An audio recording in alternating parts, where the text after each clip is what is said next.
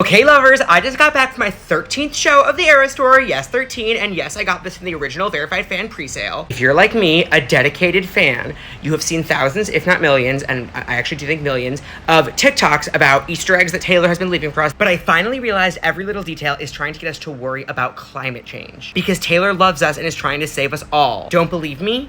Example 1. Obviously, this is a reference to the wildfires that rage all across North America due to the current climate situation happening right now. Example 2. She literally opens the Midnight's Era section of her tour with lavender haze every single night. Lavender haze.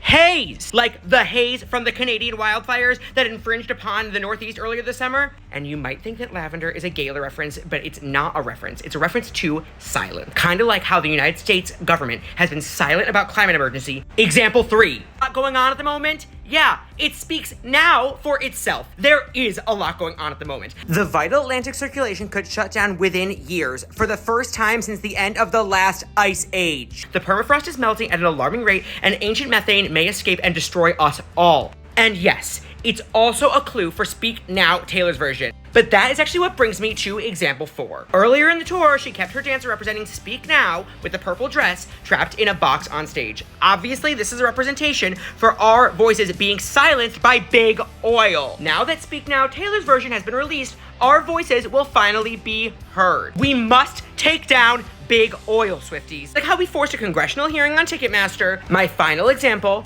Queen Blondie started doing her famous heart hands again during Long Live. It doesn't take a genius to realize that this means that we need to heart science. I only have one hand. Heart what they tell us, because if we don't, the real world will end and we won't be able to live long.